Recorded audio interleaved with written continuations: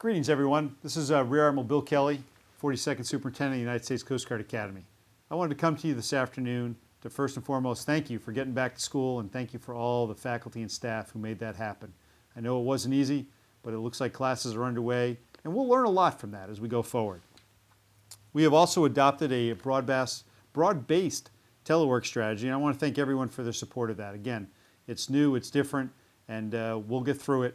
But we'll learn together. So continue to communicate with your supervisors and up the chain so that we can support you. I got to tell you, it was a quiet weekend here at CGA. It was a beautiful weekend.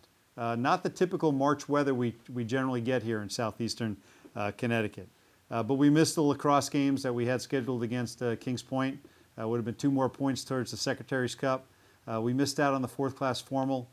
We missed out on so many other things. Just the buzz that the cadets and the faculty and staff bring to this institution. We missed it and we miss you. And I think we all know that. As I mentioned at the end of last week, I promised to get back to you with an update on our status. And I'd like to go through a couple things right now and then end with some general announcements at the back end. First, we have our second COVID-19 case. Both are 2nd class cadets and they were a group of 6 or 7 folks that were traveling together. We've had reports from the cadets themselves that they're both doing well. They're at home and they're recovering. And I really thank our faculty and staff, especially the company officers, company chiefs, and medical who have engaged with the cadets and continue to check up on them on a daily basis. Second, we have suspended or canceled all scheduled academy events through 30 April while continuing remote classes and online training. We will hold the OCS Billet Night on the 24th of March, and the OCs are going to graduate early on the 13th of April. Third, and probably most importantly to our entire community, the return of the Corps of Cadets or any specific class within the Corps is on an undetermined delay. We will evaluate our status on Fridays and with input from multiple sources, not only on board the Academy, but we're also in constant communication with leadership at headquarters and also the leadership at the other service academies so we can judge and learn from them on what they're doing. When we are able, we will make recommendations on the return of the Corps or portions of the Corps cadets. I am still committed to holding a graduation for the class of 2020. When we are able, we will release information on how that's going to take place. Hang in there.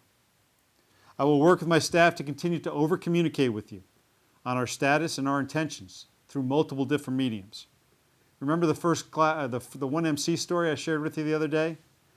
I will get on the 1MC to let you know about any significant changes to our schedules and any impacts to our community. To the prospective cadets applying for the class of 2024, we've found that many of them are listening in as well. I want to reach out and speak to you right now.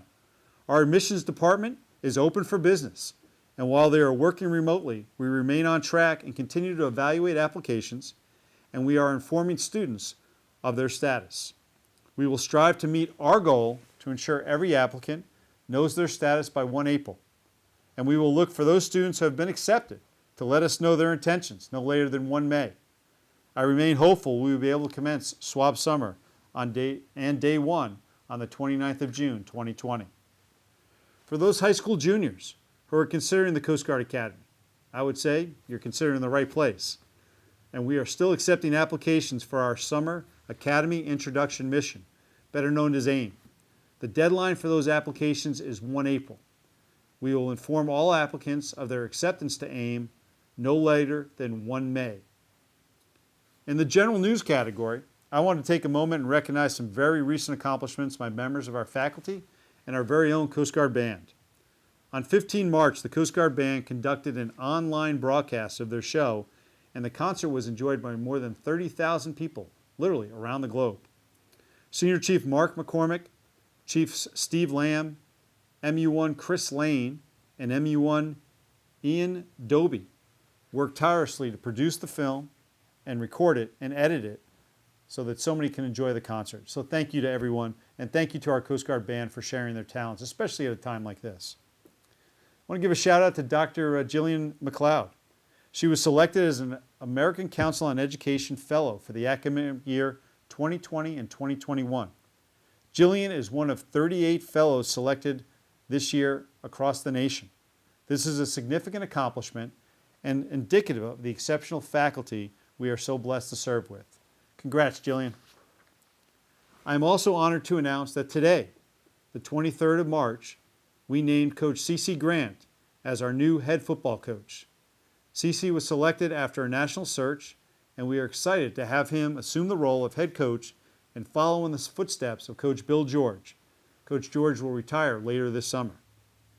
So as I wrap up, I want to reiterate our number one priority during this challenging time is the health and well-being of our CGA community. That includes not only our members who work here on base, but also their families as well. Your health and resilience is our job one. Thank you for all that you have done, all that you are doing, and all that you will do to ensure that we meet our mission to develop leaders of character for service as officers in the world's best Coast Guard. Be safe, be well, go Bears. Thank you.